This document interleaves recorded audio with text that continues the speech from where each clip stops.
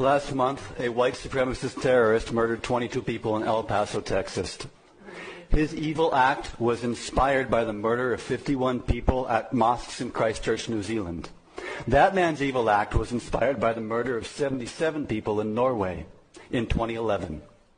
In Norway, terrorist Anders Breivik left a manifesto that describes how he was inspired by other extremist and nationalist groups around the globe. Breivik pointed to the RSS in India.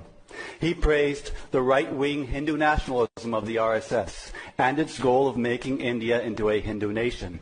He praised the RSS for how they dominate the streets and often riot and attack Muslims.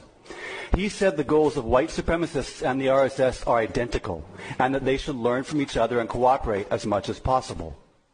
The RSS is a fascist paramilitary founded in 1925, the same year that Hitler published Mein Kampf.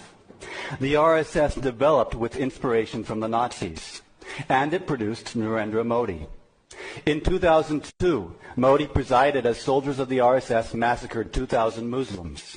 They gang-raped women, hacked people to death, burned people alive. Leaders of the pogrom later confessed on camera that Modi sanctioned their violence. For this reason, Modi was banned from entering the USA for 10 years.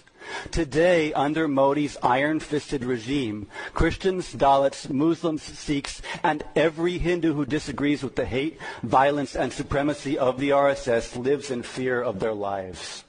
Modi's hands are stained with blood. Those who shake his hand in welcome cannot wash their hands of complicity in his crimes. Bishop Desmond Tutu once said, "If you are neutral in situations of injustice, you have chosen the side of the oppressor. So what then if you roll out the red carpet for the oppressor?" The philosopher Plato said, "Silence is consent." So what then if you raise your voice in support of the oppressor? Rather than howdy Modi, the city of Houston ought to be saying adios Modi.